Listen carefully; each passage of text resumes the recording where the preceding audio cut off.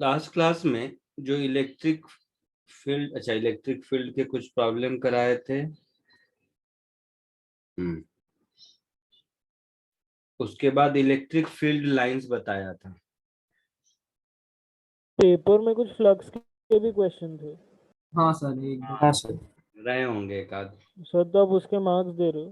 But अरे तो पढ़ा ही नहीं वो। उससे क्या। दो तीन थे, एक दो भी नहीं, दो तीन थे। हाँ कोई बात नहीं, इजी भी तो थे, बाकी जो थे वो तो आसान थे। ये नहीं बोलोगे कि सर आपने आसान पेपर दिया था, लेकिन एक दो क्वेश्चन नहीं पढ़ाया हुआ आया तो बोलो। अब अगली बार क्या करूंगा, पढ़ाया हुआ ही दूंगा, बट ऐसा दूंगा कि सॉल्व नहीं होगा, फिर कंप्लेन नहीं कर पाओगे। ठीक है, चलेगा। हाँ चलेगा फिर। हाँ वो ध्यान नहीं रहा एक्चुअली, बहुत सारे बैचेज में फ्लक्स पढ़ा दिया था तो ध्यान नहीं रहा उतना। चलो कोई नहीं। सो तो फील्ड लाइंस पे जो टेंजेंट होता है वो इलेक्ट्रिक फील्ड का डायरेक्शन होता है। यस। और E is equal to minus dv by dr से फील्ड लाइन का जो परपेंडिकुलर होगा वो इक्विपोटेंशियल सरफेस होगा। नहीं समझे? हाँ सर, हाँ सर। ऐसा करते हैं, रुकिए।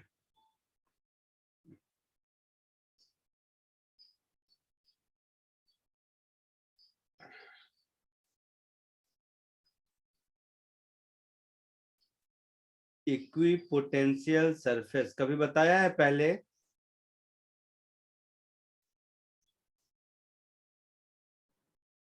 ये वर्ड पहले कभी बताया है? नहीं सर, अभी तक नहीं। हाँ, असाइनमेंट के क्वेश्चन। तो ऐसे समझिए,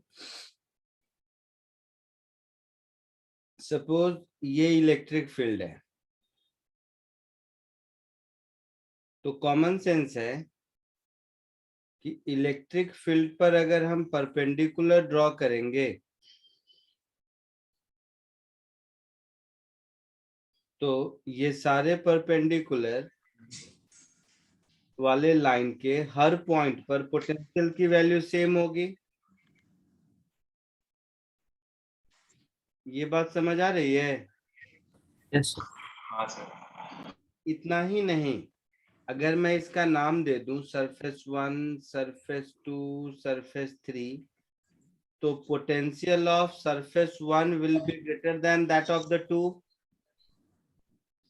and 2 is greater than potential of 3, क्योंकि फील्ड हमेशा हायर टू लोअर पोटेंशियल होता है। यस। तो ये सारे हो गए इक्विपोटेंशियल सरफेस। इक्विपोटेंशियल सरफेस पर चार्ज को आप एक जगह से दूसरे जगह ले जाओगे तो वर्क डन जीरो होगा। कॉमन सेंस है। Yes.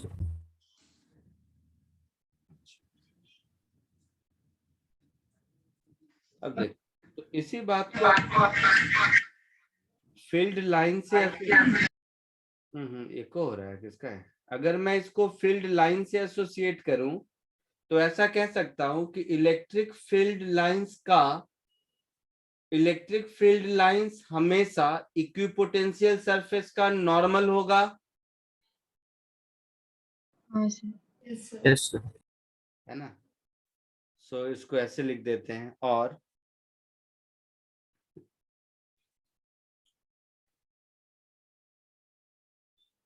tangent to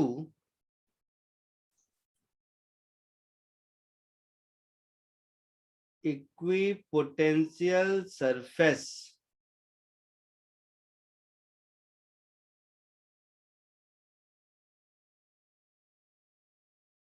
will always, तो टेंजेंट टू इक्विपोटेंशियल सरफेस वो इलेक्ट्रिक फील्ड होगा? नहीं, टेंजेंट टू फील्ड लाइंस ऐसा लिखना चाहिए था मुझे। टेंजेंट टू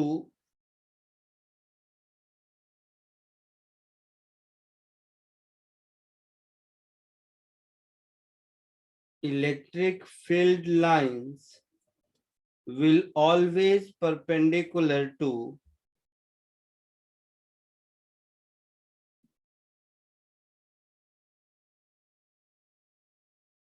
इक्विपोटेंशियल सरफेस, ऐसा होगा।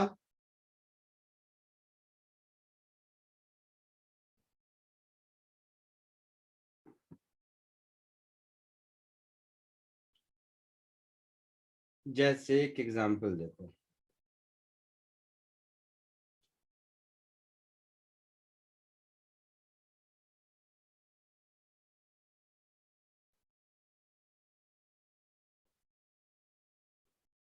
सपोज अगर कोई पॉइंट चार्ज है यहाँ पर,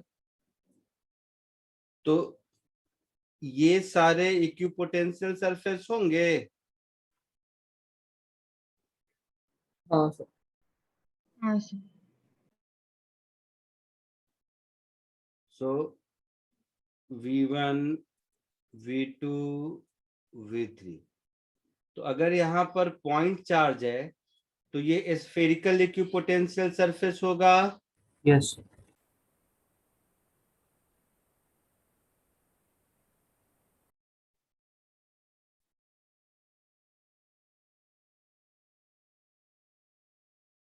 इसी तरह अगर मान लो लाइन चार्ज है ऐसा,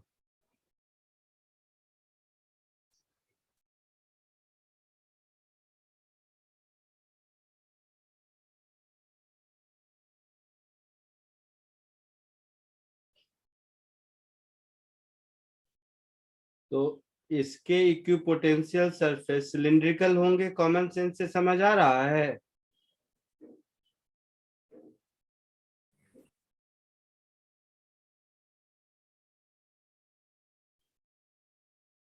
आई बात समझ में? Yes sir. इसके इक्विपोटेंशियल सरफेसेस सिलिंड्रिकल होंगे।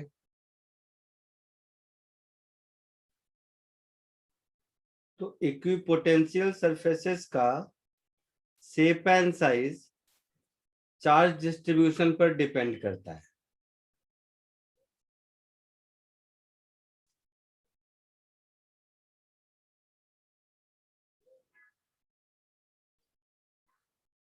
आया समझ में? कोई डाउट किसी को यहां तक?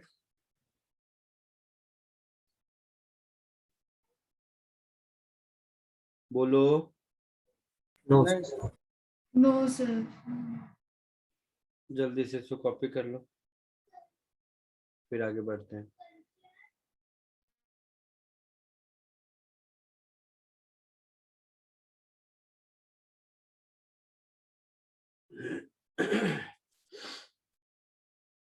हो गया?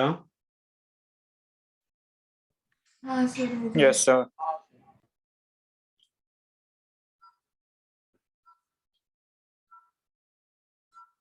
So moral of the story is equipotential surface का शेप साइज कुछ भी हो सकता है, डिपेंड करेगा इलेक्ट्रिक फील्ड और चार्ज के डिस्ट्रीब्यूशन पर। क्लियर है?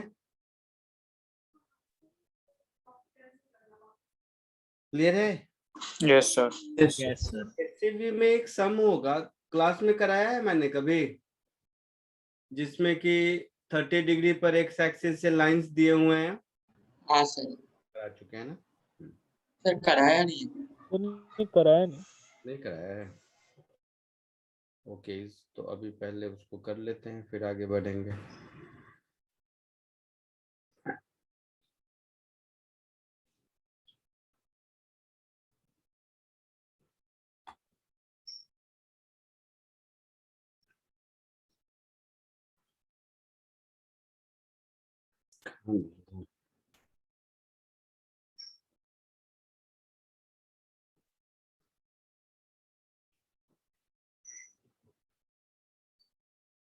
ठीक है, ओपन हो रहा है, करा दूंगा मैं 5 मिनट में। चलो, एक दूसरा टर्म है, ये भी मैं पहले पढ़ा चुका हूँ, थोड़ा एक बार और देखते हैं।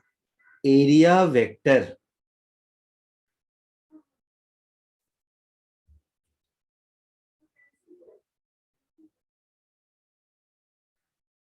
एरिया एज अ वेक्टर,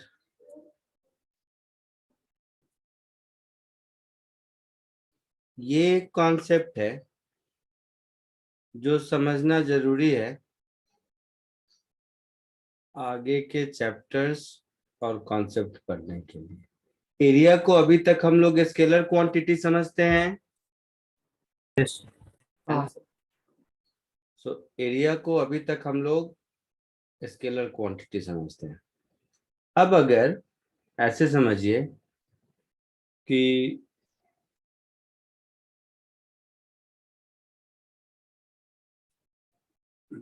कोई भी एरिया है, किसी भी शेप साइज का हो, कोई भी एरिया है किसी भी शेप साइज का हो, तो एरिया के नॉर्मल डायरेक्शन में, मतलब एरिया पर परपेंडिकुलर आउटवर्ड डायरेक्शन में, और इस एरिया के बराबर मैग्नीट्यूड, इसको हम लोग एरिया वेक्टर कहते हैं। सो एरिया वेक्टर का मैग्नीट्यूड ये तो एरिया के बराबर ही होता है, और इसका डायरेक्शन आउटवर्ड नॉर्मल है।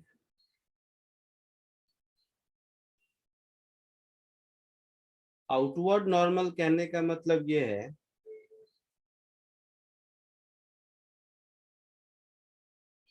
तो आपको पता कैसे चलेगा कौन सा आउटवर्ड नॉर्मल? समझा रहा हूं। आउटवर्ड नॉर्मल का मतलब ये हुआ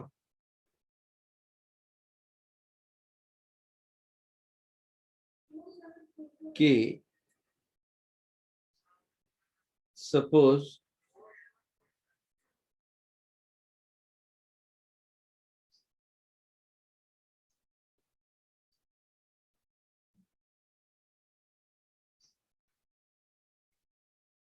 ये एक क्लोज्ड सरफेस है,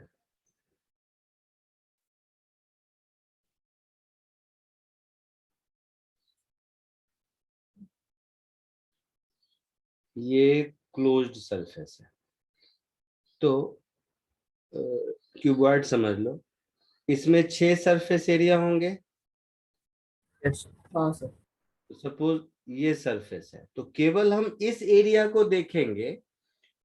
अगर मान लो कुछ केवल रेड से जो शेडेड पार्ट है वो होता, तब तो आप इसका आउटवर्ड नॉर्मल ऊपर भी बोल सकते हो, नीचे भी बोल सकते हो। बट जब मुझे पता है ये जिस वॉल्यूम का पार्ट है, तो अब ये तो पक्का है इसका आउटवर्ड नॉर्मल यही होगा। और नहीं पता तो अरे वही तो समझा रहा हूं। अगर क्लोज सरफेस है तो क्लोज्ड में अंदर की ओर नॉर्मल तो इनवर्ड नॉर्मल होगा ना, नहीं कैसे पता होगा क्लोज सरफेस का? कोई भी सरफेस कैसा भी रैंडम शेप साइज चुनोगे, तो सरफेस अगर क्लोज्ड है तो उसका आउटवर्ड नॉर्मल बाहर की ओर ही निकलेगा। हाँ सर। हाँ सर। हाँ सर। जैसे इसके 6 सरफेस हुए, इसका नॉर्मल इधर, इसका नॉर्मल इधर,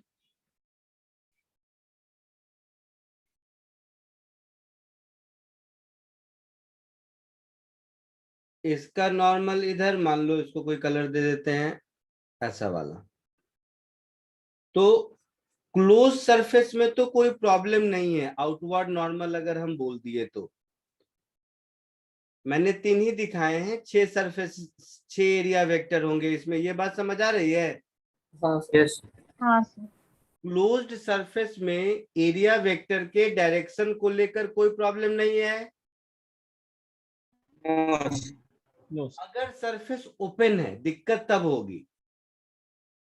तो सरफेस अगर ओपन है, ध्यान से देखना, ओपन में भी 2 बातें हो सकती है। अगर प्लेन सरफेस हो, जैसे प्लेट है, डिस्क है, ये सब, और नहीं तो कर्व्ड सरफेस हो, तो अगेन कर्व्ड सरफेस का तो आउटवर्ड नॉर्मल पता चल जाएगा, वो की ज्योमेट्री का पार्ट है। हाँ सर। हाँ सर। पर अगर प्लेन सरफेस हो तो फिर दिक्कत होगी। तो डिपेंड करता है कि आउटवर्ड नॉर्मल को हम किस पर्पस से यूज कर रहे हैं। जैसे इस पर्टिकुलर चैप्टर में या फ्लूइड मैकेनिक्स पढ़ चुके हो तुम लोग ना? हाँ सर। तो fluid of flux, sorry flux of fluid होता है, जिसमें आप लोग पढ़े होगे वो कौन सा इक्वेशन है? Sir, टॉर्सली थ्योरम वाला √2gh ऐसा कुछ हाँ वेलोसिटी सर की फ्लक्स Yes, sir. क्या होगा उसका? तो वेलोसिटी ऑफ फ्लक्स में देखो फ्लूइड किधर से किधर जा रहा है, तो बॉटम ऑफ द कंटेनर से बाहर जा रहा है ना? हाँ सर. हाँ सर. टैप है जो आपका होल है, यहाँ पर जो टैप है, पानी अगर इधर से इधर आ रहा है तो वेलोसिटी ऑफ फ्लक्स के लिए जो एरिया वेक्टर होगा वो आउटवर्ड नॉर्मल इधर की ओर, तो अंदर से बाहर की ओर। तो डिपेंड करता है कि किस चीज का फ्लो हम देख रहे हैं।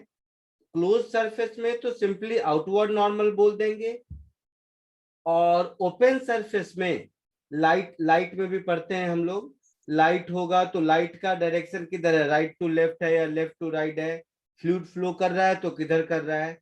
तो जो जाने वाला डायरेक्शन होगा ना, आउटगोइंग, उस आउटगोइंग को हम लोग आई मीन एरिया वेक्टर बोलते हैं। आई बात समझ में? केवल इस मोबाइल के एरिया को देखें तो कोई चीज अगर इधर से इधर जा रही है तो ये आउटवर्ड नॉर्मल होगा एरिया वेक्टर, बट उधर से इधर आ रही है तो इधर होगा।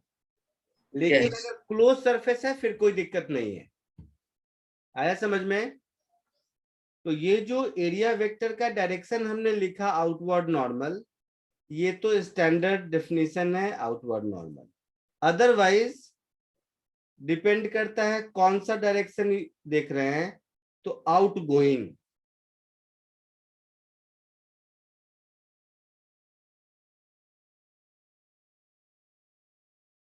फ्लूइड में यूज करते हैं, इलेक्ट्रिसिटी में यूज करते हैं, इलेक्ट्रिक फ्लक्स में यूज करेंगे, मैग्नेटिक फ्लक्स में यूज करेंगे। तो जो आउटगोइंग डायरेक्शन है प्लेन सरफेस में, उसको हम लोग आउटवर्ड नॉर्मल कहते हैं। लिखना बाद में कॉम सिंपल है।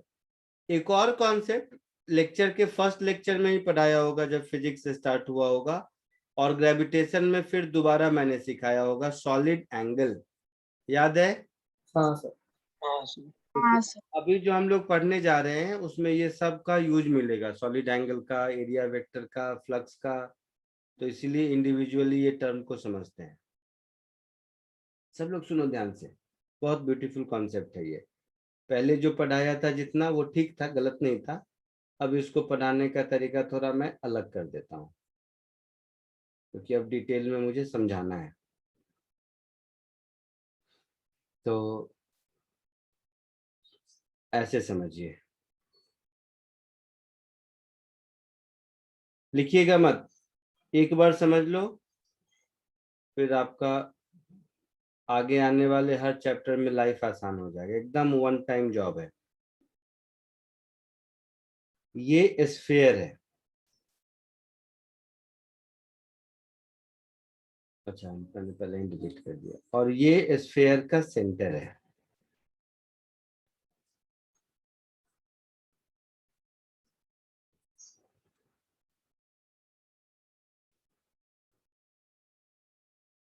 आराम से देखो, सब लिखने का काम बाद में। ये एक्चुअली क्या है वो अभी सिखा रहा हूँ, बाकी समय तो काम चलाऊ था। तो ये एक स्फीयर का पोर्शन है, इसका ये वाला क्रॉस सेक्शन सर्कुलर होगा, हाँ सर. और ये जो ऊपर दिख रहा है ये आइसक्रीम की टॉपिंग है, ऊपर का स्फेरिकल पार्ट। Yes. हाँ तो ये जो ऊपर के स्फेरिकल पार्ट का एरिया है, और ये जो रेडियस वेक्टर आर है,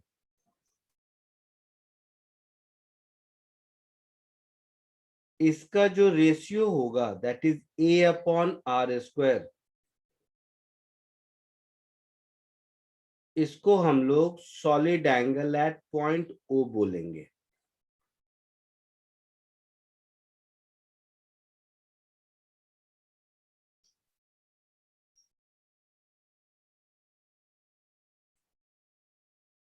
अब आपके दिमाग में ख्याल आएगा कि अगर मैं पॉइंट O से नहीं कहीं और से देखूं, कोई जरूरी थोड़ा ना है कि ये स्फेरिकल नहीं होगा, हम यहीं से देखेंगे। ये तो किसी भी शेप साइज का हो सकता है। हाँ सर। आप समझ रहे हो मेरी बात में क्या कहना चाह रहा हूँ? हाँ सर। यस। तो ये तो जनरल डेफिनेशन सिखाने के समय सिखाते हैं, थोड़ा बहुत आप लोग काम करते हैं। अब इसी एरिया को अगर मैं कहीं यहाँ ऑब्लिक पोजीशन से या कहीं से भी देख सकता हूं, तो ऐसे समझिए, सपोज, यार ये टेढ़ा करना मुश्किल काम है,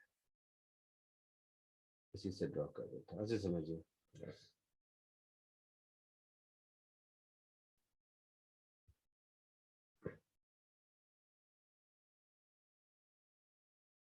एक मिनट और रुको, कोशिश करता हूँ मैं। हो जाएगा।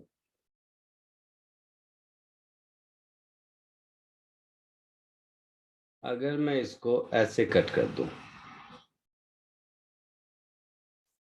छोटा सा एरिया है, एकदम छोटा सा एरिया मैंने लिया है, आपको समझाने के लिए सिर्फ वो ऐसा दिख रहा है।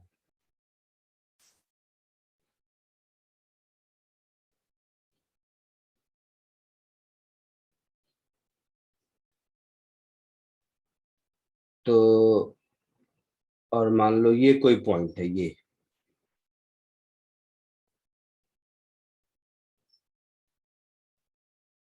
ये एरिया एकदम डीएस, छोटा सा एरिया है।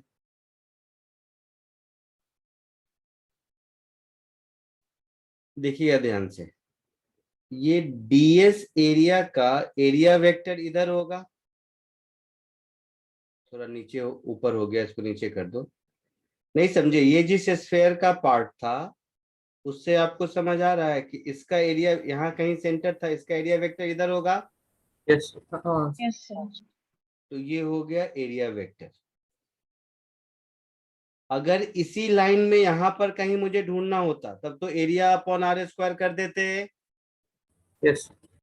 अब यहाँ कहीं अगर है तो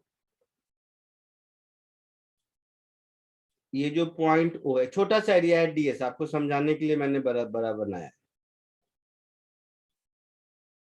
ये जो लाइन हो गई, ये हो गया मेरा वेक्टर आर। वेक्टर आर मतलब ये आर डिस्टेंस हो गया, यस। और ये एरिया वेक्टर हो गया। तो ये आर और एरिया वेक्टर के बीच का एंगल थीटा है। तो इस आर के अलोंग एरिया का जो कंपोनेंट होगा वो होगा ए कॉस थीटा। तो सॉलिड एंगल मेरा हो जाएगा A cos theta upon are square, है ना। इसको समझने का एक तरीका ये भी हो सकता है कि पोजीशन वेक्टर आर के परपेंडिकुलर डायरेक्शन में, आई मीन उसके अलोंग डायरेक्शन में कितना एरिया है। जैसे ये अब एरिया मेरा वेक्टर हो गया, यस सर। तो वेक्टर के प्रोजेक्शन होंगे, एक अलोंग आर और एक परपेंडिकुलर आर। यस। तो अलोंग आर जो एरिया का प्रोजेक्शन होगा, that projection upon are square, ये होगा solid angle at point O. Clear है? यस।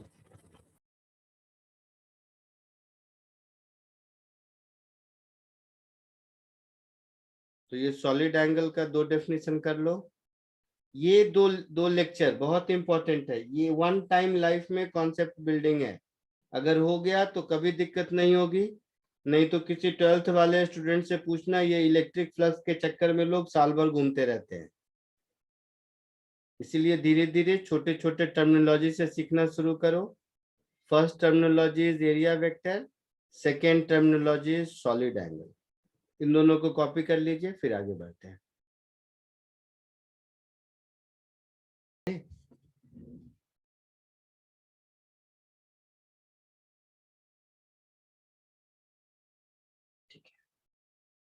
अब थर्ड टर्म आते हैं इलेक्ट्रिक फ्लक्स।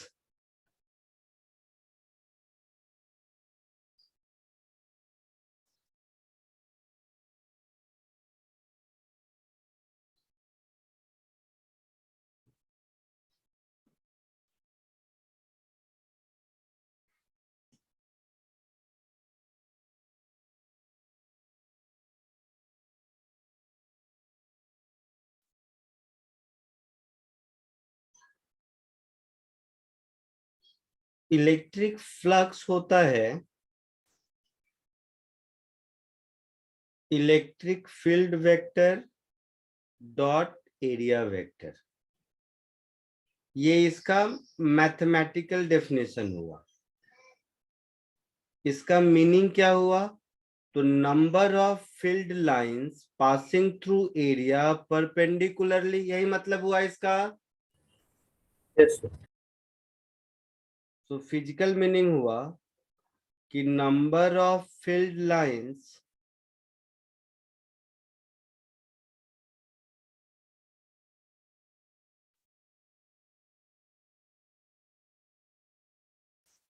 passing through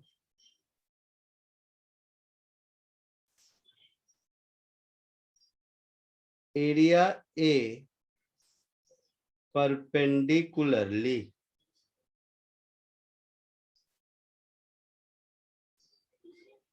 ध्यान से समझो इसका मतलब, खुद सोचो।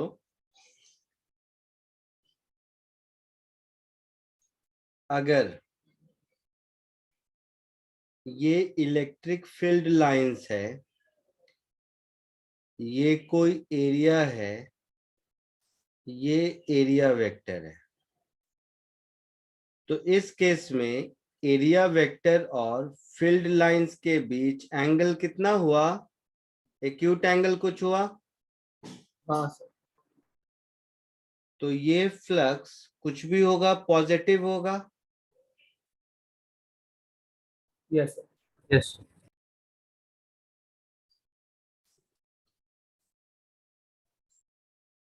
यही अगर ऐसा हो,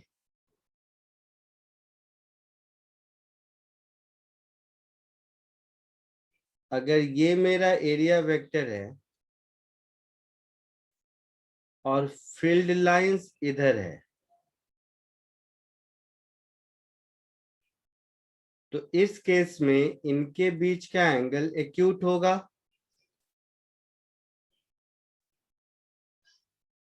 तो फ्लक्स नेगेटिव कहलाएगा। आपको लग रहा होगा कि सर इसमें आपने एरिया वेक्टर इधर क्यों लिया, इधर क्यों नहीं लिया? तो ऐसे सोचिए कि ये वाला सरफेस मान लो किसी सिलेंडर का पार्ट है, जिस सिलेंडर का बाकी वॉल्यूम इधर लाई करता है, तो एरिया वेक्टर आउटवर्ड इधर ही होगा ना। समझे आप लोग? Yes, sir. और एग्जांपल से भी अभी और देखेंगे, अभी भर के लिए ऐसा। तो नेगेटिव फ्लक्स का क्या सिग्निफिकेंस मीनिंग क्या होगा? बिल्कुल बिल्कुल बता रहा हूँ, 2 सेकंड रुक जाओ, अभी दिखेगा भी आपको एक एग्जांपल में। यही अगर ऐसा है कि इलेक्ट्रिक फील्ड लाइंस इधर है और एरिया वेक्टर इधर है, ऐसा कब होगा? तो समझ लो जैसे कोई एक प्लेट ऐसे है और ये इलेक्ट्रिक फील्ड उसके टेंजेंशियली जा रहा है, हो सकता है ऐसा? अगर इलेक्ट्रिक फील्ड इसके टेंजेंशियली जाएगा मतलब इससे पास नहीं करेगा, यस। है ना? तो इस केस में फ्लक्स 0 होगा। एक एग्जाम्पल जिससे ये सारी बातें समझ में आए। वैसे positive flux means incoming,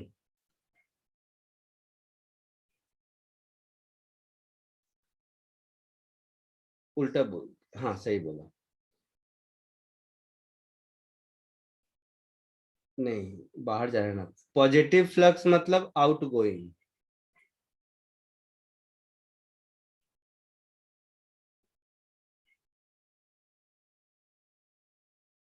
negative flux मतलब इनकमिंग,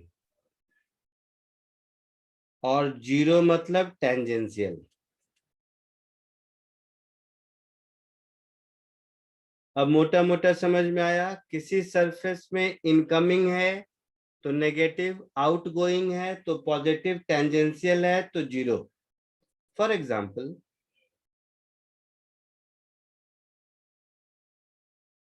वही वाला डायग्राम लेते हैं, इससे 2 चीजें एक ही डायग्राम से सीख जाएंगे, इसके लिए ये लिया।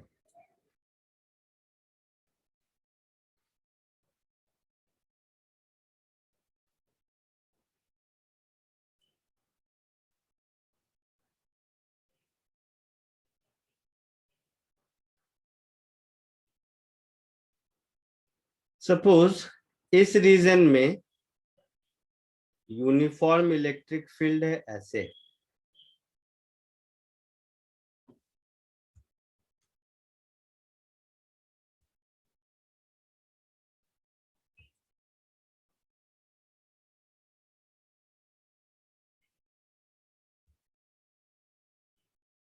ये जो ब्लैक वाली लाइन दिख रही है ये यूनिफॉर्म इलेक्ट्रिक फील्ड की है, ठीक है।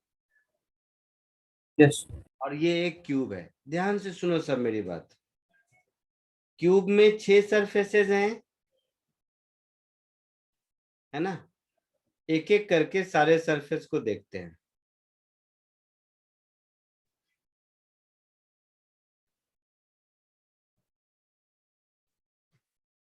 जैसे ये वाला सरफेस ले लो,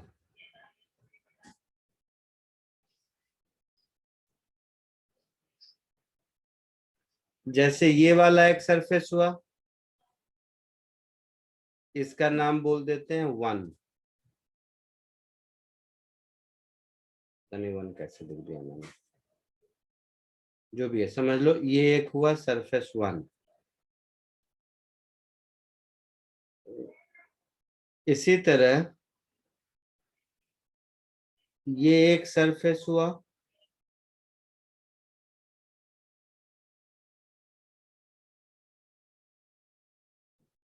इसका नाम लिख देते हैं सरफेस 2। अभी 1 और 2 को देखो। सरफेस 1 पर देखोगे तो आउटवर्ड नॉर्मल इधर होगा, एरिया वेक्टर इसका, Yes, sir. यस यस और फील्ड लाइन अंदर की ओर है, तो इन दोनों के बीच का एंगल 180 डिग्री। 180 तो फाई 1 मेरा हो जाएगा E into a square. Suppose cube है, बाद में वैल्यू देखते रहेंगे। E into a square with minus sign, yes Yes, sir.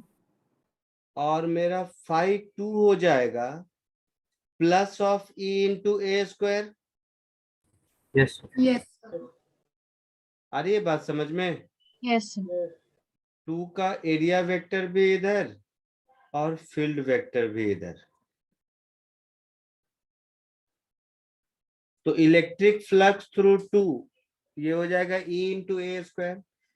बाकी जो 4 सरफेसेस हैं इन सब से flux 0।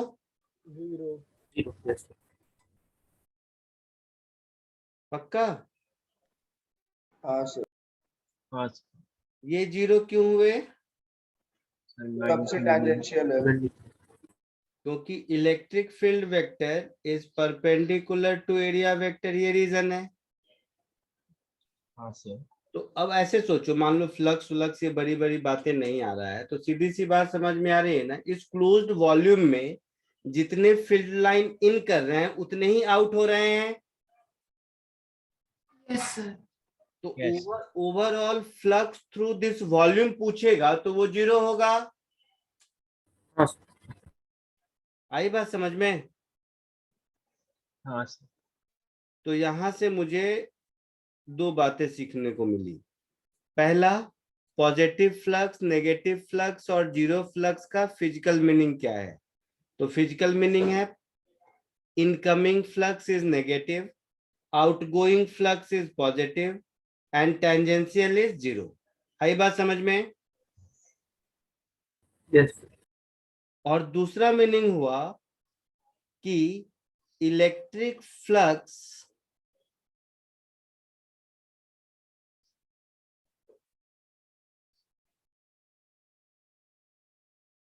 Through a closed volume, ये तो मैंने जानबूझ के ऐसा शेप साइज लिया जो आसान है, बट कॉमन सेंस से देखो, इसकी जगह कोई भी क्लोज्ड वॉल्यूम होता तो जितना इंटर करता कहीं ना कहीं उतना ही एग्जिट करता। Yes Yes, sir. Yes sir electric flux through a closed volume in a uniform electric field is always 0। कोई डाउट किसी को?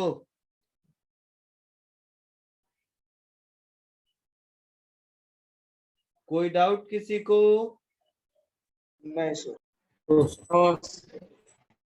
तो कैसा भी शेप साइज रहे, क्लोज्ड वॉल्यूम से इलेक्ट्रिक फील्ड हमेशा 0 होगा अगर वो यूनिफॉर्म इलेक्ट्रिक फील्ड में है तो। क्लियर? इसमें तो कोई दिक्कत नहीं है किसी को? No no sir. सर। ऊपर वाला लिख चुके हो या नहीं? नहीं लिख। इलेक्ट्रिक फ्लक्स से बचा है। हाँ यहाँ से होगा, फिर कॉपी कर लीजिए यहाँ से, फिर आगे बढ़ते हैं।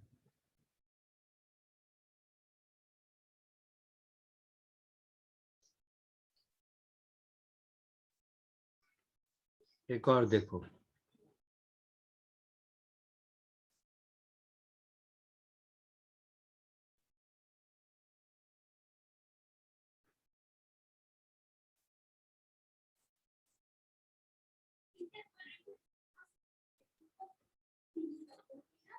अभी जो बताया था वो तो यूनिफॉर्म इलेक्ट्रिक फील्ड था ना? अब ऐसे सोचो, मैंने ऐसा शेप बनाया, कोई जरूरी नहीं है ऐसा ही हो, कैसा भी शेप हो सकता है।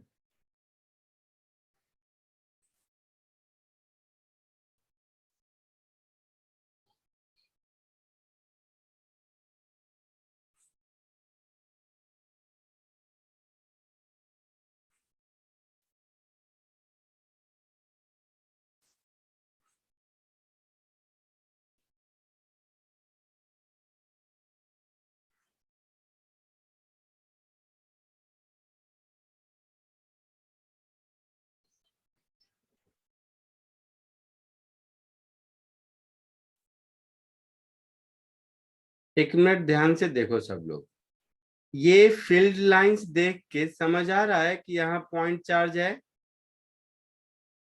हाँ सर। कि यहाँ पर कोई भी पॉजिटिव चार्ज है। यस। अच्छा, अब पॉजिटिव चार्ज, पॉइंट चार्ज के कारण फील्ड यूनिफॉर्म तो नहीं होता। सब लोग समझना इस बात को, बहुत बहुत बहुत इंपॉर्टेंट पॉइंट है। पॉइंट चार्ज के कारण फील्ड यूनिफॉर्म नहीं होता। नहीं होता सर। अब ये जो स्फेरिकल सरफेस है, इसके थ्रू कितना फ्लक्स है? तो ध्यान से देखोगे तो ये भी 0 ही है, क्योंकि जो भी फील्ड लाइंस इस सरफेस में क्रॉस किया वो कहीं ना कहीं से तो निकलेगा। हाँ सर। हाँ सर। ये बात समझ आ रही है? यस। तो अगर हम फ्लक्स का बेसिक डेफिनेशन यूज करें कि number of field lines passing through area perpendicularly, तब तो समझ में आता है कि incoming is equal to outgoing, क्योंकि इनकमिंग में भी 3 लाइन दिख रहे हैं, आउटगोइंग में भी 3 लाइन दिख रहे हैं, हाँ या ना? हाँ सर। यस। लेकिन थोड़ा सा और सोचोगे तो जहां पर इनकमिंग है वहां पर फील्ड का मैग्नीट्यूड तो ज्यादा है। हाँ सर। और जहां आउटगोइंग है वहां पर फील्ड का मैग्नीट्यूड कम है। यस। तो क्या नेट फ्लक्स 0 होगा? नहीं होगा। नहीं होगा। होगा, होगा, होगा। इसीलिए क्योंकि फील्ड लाइंस यहाँ पर जितने एरिया में 3 है, इधर समझो, सब ध्यान से समझो, तुम्हें लग रहा होगा ऐसा, जितने एरिया में, सरफेस एरिया में ये 3 लाइन है, उससे कहीं ज्यादा सरफेस एरिया में ये 3 लाइन है, तो ई अलग अलग है, लेकिन साथ साथ ए भी तो अलग अलग है। बट सर सेम होंगे क्या पता? क्या हुआ? तो बट नेट 0 का क्या पता? एग्जैक्टली, उस पे भी आते हैं वो थर्ड नोट में। तो अगर E इंटू ए का प्रोडक्ट मुझे लगता है अगर सेम है, फिर तो हम बोलेंगे कि फ्लक्स 0 है। क्लियर है? हाँ सर। ये तो हुआ मैथमेटिकल डेफिनेशन से। लॉजिकल डेफिनेशन से, जो फील्ड लाइन इन हो रहा है उतना ही आउट हो रहा है, क्योंकि फ्लक्स के डेफिनेशन में जहां मैं बोला था physical meaning is number of field lines, magnitude की बात नहीं करी थी वहां पर हमने, हाँ sir. Number of field line passing through a particular area, वो किसी भी स्ट्रेंथ, क्योंकि नंबर फील्ड लाइन का नंबर स्ट्रेंथ को ही बताता है ना, हाँ सर। समझ रहे हैं? सर एक बार ये वापस समझा सकते हैं? वापस समझाता हूं। मैंने आपको जिस समय इलेक्ट्रिक फील्ड लाइंस बताया था, उस समय ये कहा था कि density of field lines represent electric field. हाँ sir. So number of field line per unit area is somehow a manifestation of magnitude of electric field. Yes हाँ सर। तो अगर मैं फील्ड लाइन को एरिया से मल्टीप्लाई कर देता हूं तो केवल नंबर बचा जिसमें कोई मैग्नीट्यूड नहीं है। हाँ सर। हाँ सर। तो फ्लक्स में number of field line itself irrespective of magnitude theoretically sounds good कि 3 इन हुआ 3 आउट हुआ। मैथमेटिकली भी प्रूव कर दूंगा अभी मैं, बट ये बात समझ आई? हाँ सर। हाँ सर। अच्छा, तो उसके बेसिस पर मैं ये कहता हूं अभी। तो इरेगुलर ऑब्जेक्ट के लिए भी होगा। हाँ हाँ हाँ हाँ, कहीं से देखो क्लोज्ड अगर वॉल्यूम है तो कहीं इंटर हुआ है तो कहीं तो बाहर निकलेगा ना, कहीं से किसी न किसी पॉइंट से, चाहे कैसा भी इरेगुलर शेप ले लूं मैं। हाँ तो मन ही मन सोच, ध्यान से समझना मैं क्या कह रहा हूं, बहुत इंपॉर्टेंट है। मैं कैसा भी इरेगुलर शेप बना लूं जो क्लोज्ड हो और ये तीनों को अपने अंदर ले, तो बाहर में ये तीनों जरूर आएगा। कोई एक ऐसा क्लोज सरफेस बन सकता है क्या जिसमें ये तीन इंटर करे लेकिन तीन एग्जिट नहीं करे? सर वो बंद नहीं ही सर। नहीं होगा अगर एग्जिट नहीं करे। पॉसिबल ही नहीं है ऐसा ना। हाँ हाँ सर। सर। तो moral of the story is, if a close surface के इनसाइड कोई चार्ज नहीं है तो electric flux through it always zero होगा। मैथमेटिकली प्रूव करेंगे आगे के टर्म में, बट ये तो इस डायग्राम से भी समझ में आ रहा है। क्लियर है? Yes, sir. So electric flux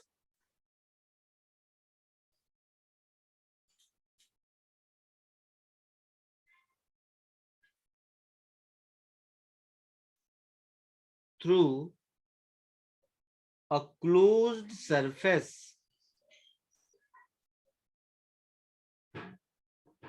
closed surface मतलब वॉल्यूम, क्लोज्ड लाइन मतलब एरिया। समझते हो ना ये सब? हाँ सर। एरिया हमेशा लाइन के क्लोज्ड होने से बनता है, वॉल्यूम हमेशा सरफेस के क्लोज होने से बनता है, शेप साइज कुछ भी हो। ठीक है? So electric flux through a closed surface is always zero unless any charge is enclosed within it.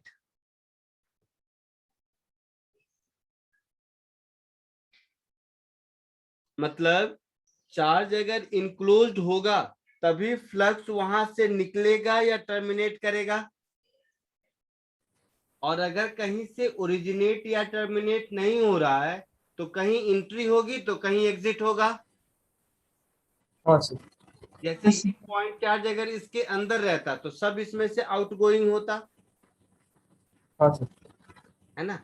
तो अगर पॉइंट अंदर में कोई चार्ज नहीं है सरफेस, क्लोज सरफेस के अंदर में, तो फ्लक्स उससे जरूर जीरो होगा। क्लियर? यस। हाँ थर्ड नोट और सबसे इंपॉर्टेंट नोट, या इसी बात को मैं थोड़ा मैथमेटिकली ऐसे लिख देता हूं, इसका मतलब हो गया E डॉट डी एस का इंटीग्रल, इसको ऐसा सिंबल बना देते हैं, क्लोज्ड सरफेस इंटीग्रल कहते हैं। This is equal to 0 if Q enclosed is 0। यही मतलब हुआ। हाँ सर। हाँ सर। नेक्स्ट नोट नंबर 3, सबसे इंपॉर्टेंट, सबसे ज्यादा समझने वाला। सब लोग ध्यान से सुनो, नहीं तो क्या है, पूरी दुनिया में घूमते रहोगे, सब लोग तुम्हें बुद्धू बनाएंगे, बोलेंगे गॉस लॉ का कोई प्रूफ नहीं है, ये लॉ है या ऐसा है, या इवन कूलम्स लॉ का कोई प्रूफ नहीं है। तो प्रूफ वगैरह तो नहीं, जस्टिफिकेशन, जो भी कहना है देखते हैं। कोई भी रैंडम सा मैंने सरफेस बना लिया, क्लोज सरफेस, इसमें किसी भी पोजीशन पर जहां मन करे, मान लो मैंने यहां पर कोई एक चार्ज रख दिया, ठीक है। हाँ सर। ध्यान से सुनो, कोई भी एक एरिया ले लेते हैं, जैसे इससे तो इलेक्ट्रिक फील्ड लाइंस हर जगह निकलेगा, यस। इससे इलेक्ट्रिक फील्ड लाइंस तो चारों ओर होगी ना।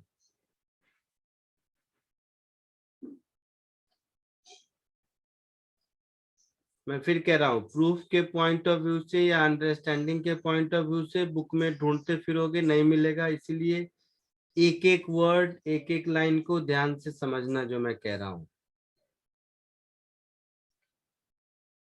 मैं कोई भी एक एरिया ले लेता हूं जहां मन करे आपको, जैसे मान लीजिए मैंने ये छोटा सा सरफेस एरिया ds ले लिया, ठीक है, ठीक है। हाँ यस। इस छोटे से सरफेस एरिया का डिस्टेंस यहां से r है, और ये जो यहाँ सॉलिड एंगल बना रहा है, इसको कुछ नाम दे दो d, ऐसा, ठीक है। ये जो सरफेस है, इसका एरिया वेक्टर dA इधर है, और ये एंगल मान लो थीटा है, और ये ब्लू वाला हो गया आपका इलेक्ट्रिक फील्ड वेक्टर। यस। अगर मैं केवल उस छोटे से एरिया से फ्लक्स देखूं, सब लोग ध्यान से देखना, बहुत इंपॉर्टेंट है, तो मैं इस d5 को लिखूंगा E डॉट dA, है ना। हाँ सर। हाँ सर। तो मैं इसको लिखूंगा E into dA cos theta, लिखूंगा ऐसा। हाँ सर। कूलम्स लॉ से E को मैं लिख सकता हूं 1/4πε0 इंटू Q अपॉन r² हाँ sir. Into dA cos theta, लिख सकता हूं। हाँ सर। Yes sir. तो टोटल फ्लक्स को मैं लिख सकता हूं Q upon 4πε0, Q constant, 4πε0 constant, dA cos theta upon r² का समेशन बोल दो या इंटीग्रल बोल दो। हाँ सर। मैं इंटीग्रल बोल देता हूँ, d लिखा हूं, इंटीग्रल ऐसा लिखूंगा, है ना। यहां तक कोई दिक्कत? No sir. तो ये मैं लिख दूंगा Q अपॉन 4πε0, ये जो dA cos theta upon r² है, this is d of solid angle. Yes. अब सरफेस अगर क्लोज्ड है, तो किसी भी पॉइंट के अबाउट सॉलिड एंगल कितना होता है, 4π। हाँ sir. So if surface is closed,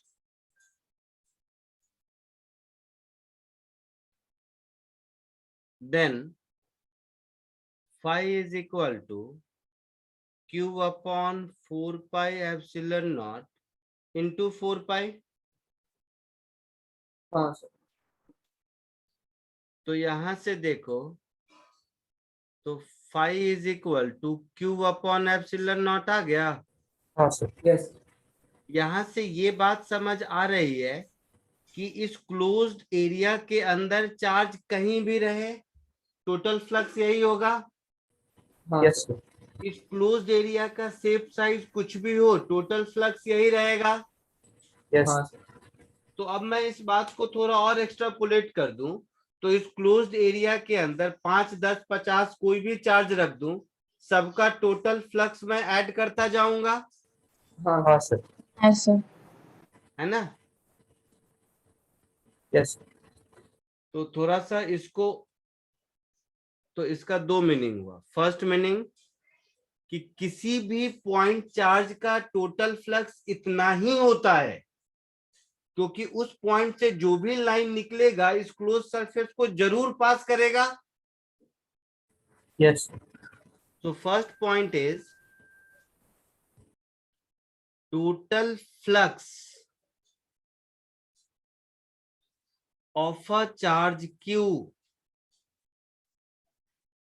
is q by epsilon naught. Clear? Clear है? Yes, sir. दूसरा, total flux, that is E dot ds का सरफेस इंटीग्रल, मतलब total flux through any closed surface. तो इसका मतलब हुआ physical meaning, total flux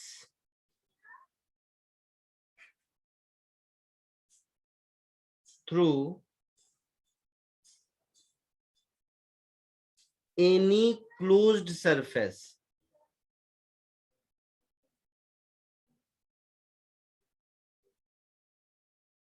is q enclosed upon epsilon naught। अगर मान लो 10 चार्ज हैं और सरफेस क्लोज है, तो सबका सारा फ्लक्स सरफेस से जाएगा। हाँ sir. समझ रहे हो इस बात को? हाँ sir. q enclosed upon epsilon not. For example, just समझने के लिए मैं बता देता हूं इसी सेकेंड पॉइंट को। मान लो रैंडम सा ऐसा कोई सरफेस है, इसमें एक चार्ज Q1 है, एक चार्ज Q2 है, ये वाला चार्ज मान लो -Q3 है, ये वाला चार्ज मान लो Q4 है, बाहर में कोई चार्ज Q5 है, इधर कोई चार्ज Q6 है, तो सबका फ्लक्स वगैरह इससे जाएगा। Yes sir. लेकिन कुछ भी हो, टोटल फ्लक्स जो इस क्लोज्ड सरफेस से होगा वो होगा Q1 plus Q2 minus Q3 plus Q4 upon epsilon not. Minus क्यों? तो नेगेटिव चार्ज पे फील्ड लाइन बाहर से आएंगे, हाँ sir. तो इनकमिंग का फ्लक्स नेगेटिव Yes sir. और हाँ, sir. आउटगोइंग का पॉजिटिव सिखाया था। हाँ sir. तो कोई अगर पूछे तो ये जो स्टेटमेंट मैंने लिखा है ना, यही स्टेटमेंट आपका गॉस लॉ है। क्लियर है? हाँ Yes sir. तो गॉस लॉ कोई नई चीज नहीं है, यही स्टेटमेंट है। तो मैं जिस ऑर्डर में पिछले 1 घंटे से बता रहा हूं, उस ऑर्डर को आप फॉलो करेंगे तो हम ये कह सकते हैं कि ये Gauss law proper, I mean flux के डेफिनेशन से डिराइव किया हुआ रिजल्ट है, कोई थ्योरम नहीं है। नोट 3 से लिखना बाकी है ना? Sir, note 2 में. सर 2 दो पार्ट में लिखना फिर। तो इसका मतलब हुआ कि गॉस लॉ कोई थ्योरम नहीं है, ये फ्लक्स के बेसिक डेफिनेशन से ही डिराइव होता है। ठीक है, यस सर। इसको कॉपी कर लो, फिर इस फ्लक्स के कुछ क्वेश्चंस करते हैं।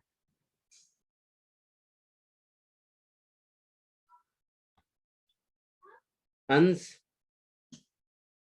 अंश नाम है हाँ sir. Why d omega is summation of d omega is 4 pi, यही ना? हाँ सर, समझा ही नहीं मैंने। अभी समझते हैं, अभी समझते हैं। पहले प्लेन एंगल से समझते हैं। प्लेन एंगल में तुम ट्रायंगल बनाओ, सर्कल बनाओ, पेंटागन बनाओ, हेक्सागन बनाओ, कुछ भी बनाओ, अंदर में कोई एक पॉइंट ले लोगे तो सारे साइड के एंगल का सम करोगे तो 2 पाई मिलेगा। हाँ सर। पक्का? सर डिपेंड करेगा ना। डिपेंड क्या करेगा, हमेशा 2 पाई मिलेगा, चाहे हाँ सर। हो या रेक्टेंगल हो या सर्कल हो, कुछ भी हो, हेक्सागन पेंटागन कुछ भी हो, 4 साइड 5 साइड 10 साइड जितना भी साइड बनाना है, किसी अंदर के पॉइंट से सब साइड को ज्वाइन करोगे तो एक पॉइंट के अराउंड सारे एंगल का सम 2 पाई मिलेगा। हाँ सर। तो हम ये कह सकते हैं एक पॉइंट के around total plane angle is 2 pi. हाँ। और इसका प्रूफ कोई पूछेगा तो कैसे होगा? तो प्रूफ ऐसे होगा कि कांस्टेंट आर रेडियस का सर्कल बनाएंगे तो सर्कल का पेरीमीटर अपॉन आर, तो वो 2 पाई मिलेगा। हाँ सर। यहाँ तक प्लेन एंगल की कहानी समझ आ रही है? हाँ सर। अब वैसे ही सॉलिड एंगल के हिसाब से सोचो, अगर एक पॉइंट के अराउंड अगर हम आर कांस्टेंट कर दें तो जो सरफेस एरिया बनेगा वो स्फेयर होगा। Yes sir. तो सॉलिड स्फेयर का surface area upon are square 4 pi होगा, हाँ सर, समझ गए। है ना? तो एज अ रूल एक पॉइंट के around total plane angle is 2 pi, एक पॉइंट के around total solid angle is 4 pi. Okay sir. आगे बढ़े? लिख लिया सबने? हाँ सर। हाँ सर, हो गया। ठीक है। ग्रेविटेशन में याद होगा सॉलिड एंगल और प्लेन एंगल में रिलेशन बताया था कोन के वर्टेक्स पर। हाँ सर। हाँ हाँ सर। सर। दोबारा से बताने की जरूरत नहीं है। हाँ सर। ठीक है।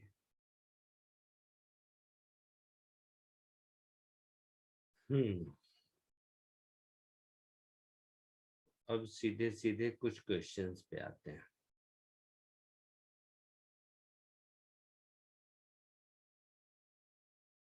सिंपलेस्ट वन,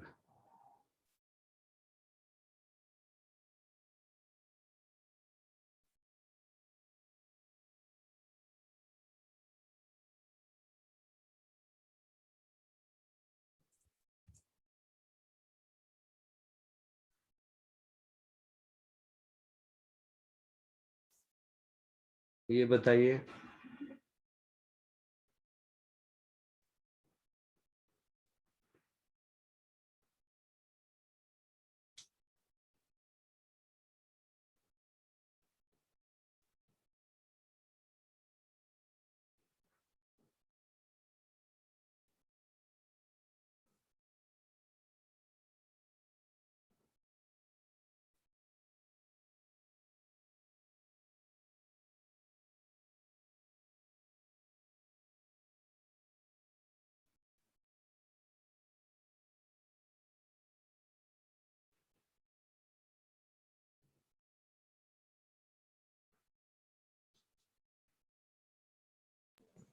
तो Q/6 epsilon not. 2/6 epsilon not. Very good. Common sense है, सबको समझ आया हाँ सर। हाँ सर। कि क्यूब के सेंटर पर है तो टोटल फ्लक्स Q/एप्सिलॉन नॉट, और अगर ये सेंटर पर इक्वी डिस्टेंस है तो सबसे हर सरफेस से इक्वल फ्लक्स जाएगा।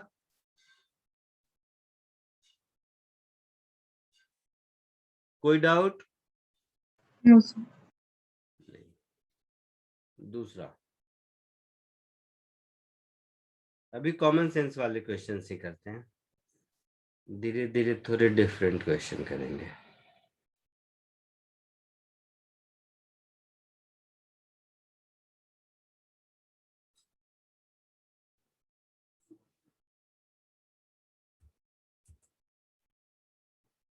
अभी रुकना।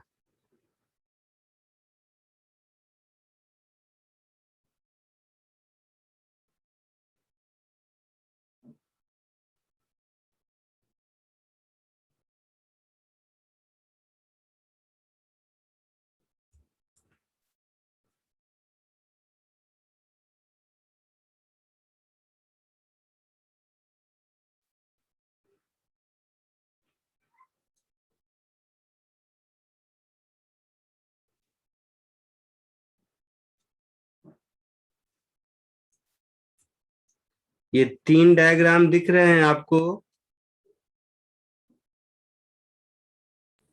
हाँ सर। है ना? तीनों डायग्राम में एक हेमिस्फीयर है और एक चार्ज है। ये चार्ज की पोजीशनिंग अलग अलग है।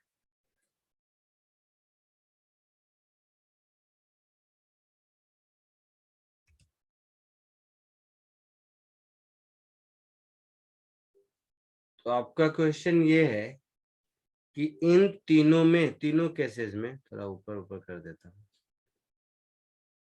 आपको फ्लक्स बताना है। क्वेश्चन पढ़ लो, वहां लिखा हुआ है।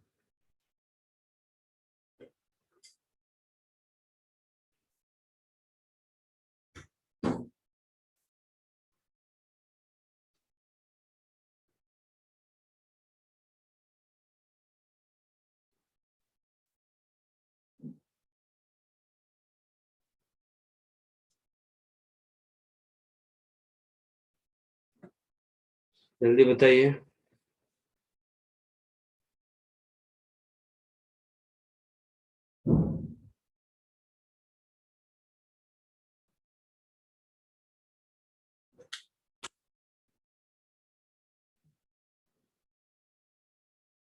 मुरली है?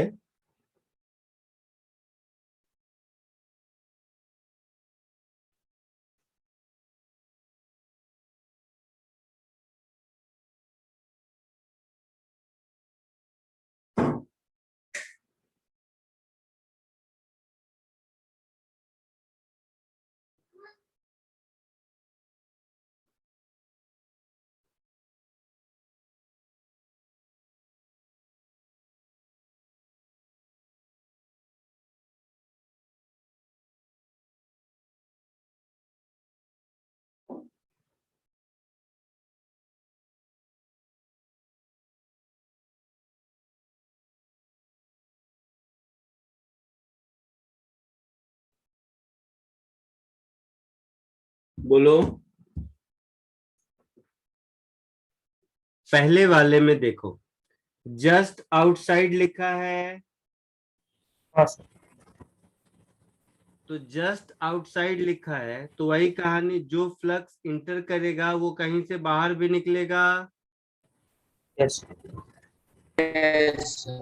क्या होगा आंसर? 0. 0। सेकेंड में इनसाइड है, तो इस चार्ज का जितना फ्लक्स होगा सब इससे बाहर निकलेगा। Q हाँ upon sir. epsilon naught. Q upon epsilon। Upon epsilon not. Third वाले में, Q upon 2 epsilon naught. हाँ, half of Q upon epsilon not, हाँ सर। क्योंकि ये जस्ट बाउंड्री पर है, तो इससे जितने फ्लक्स निकलेंगे, हाफ ऑफ द फ्लक्स तो इस स्फीयर को इंटर करेंगे और हाफ ऑफ द फ्लक्स नहीं करेगा। सिमेट्रिकली लोकेटेड है तो हाँ सर। टोटल फ्लक्स हाँ का सर। हाफ होगा। बोलो। Yes sir. कोई डाउट किसी को? किसी को किसी तरह का कोई डाउट है? तो सी वाले में सर। क्या किया? सी वाले में हाफ हो गया, क्योंकि बाउंड्री पर है, आधा पोर्शन उसका हेमिस्फीयर के अंदर है और आधा हेमिस्फीयर के बाहर है।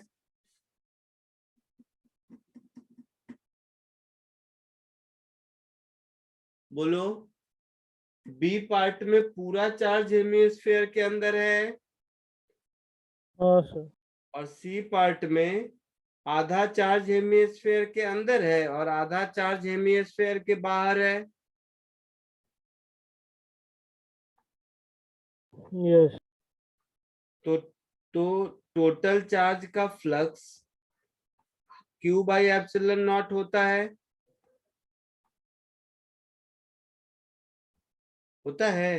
हाँ सर। तो उसका आधा अगर इससे पास करता है, आई मीन हेमिस्फीयर से पास करेगा और आधा नहीं पास करेगा, तो टोटल फ्लक्स का आधा आंसर होगा मेरा। हाँ सर। Yes. पक्का?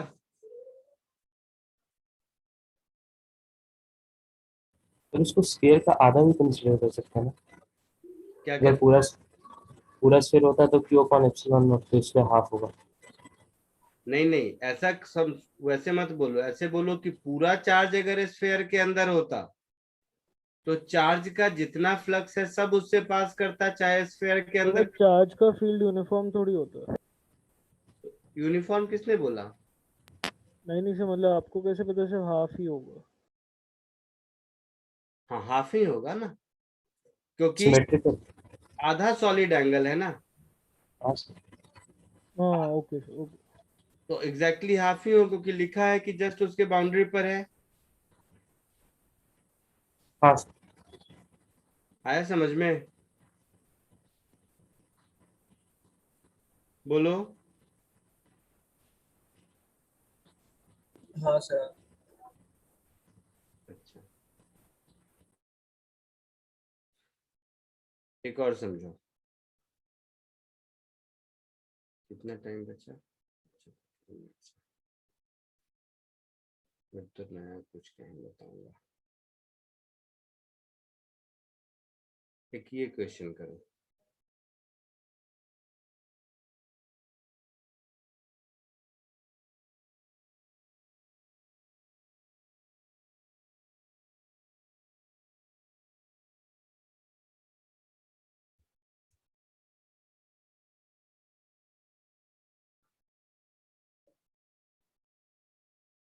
यही कॉन्सेप्ट को समझो कि लाइट में यूज कर रहे हैं, वही कहानी है, कुछ खास नहीं। कोशिश करो इसको।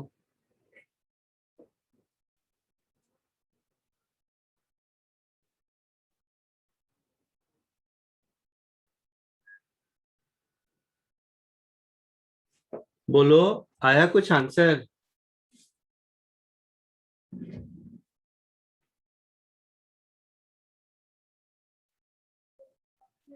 नहीं?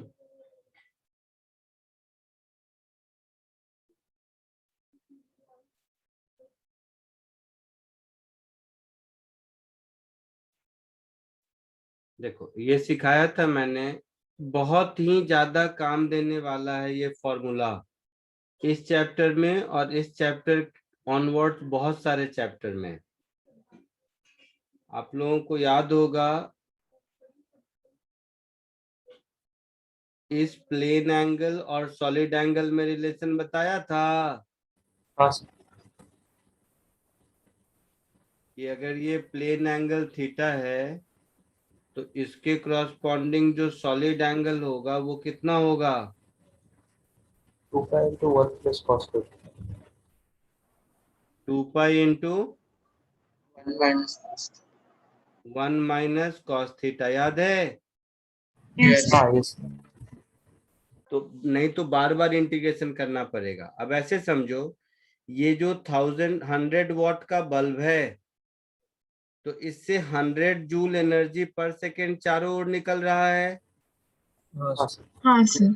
हाँ सर। से ऐसे समझना ध्यान से मेरी बात को, इससे कितना पास कर रहा है यही पूछा है ना। हाँ सर। हाँ सर। तो ये जो 100 जूल पर सेकेंड की एनर्जी है, ये तो 4 पाई सॉलिड एंगल में है। हाँ सर समझा। तो इतने सॉलिड एंगल में कितना होगा, तो देखो जो मेरा आंसर होगा required power, this is P not upon 4 pi into this solid angle. Yes. Yes, sir. ये बात समझ आया? तो इस केस में ये आंसर क्या हो जाएगा, 100 what upon 4 pi multiplied with 2 pi into 1 minus cos theta. इसमें कॉस थीटा कितना होगा,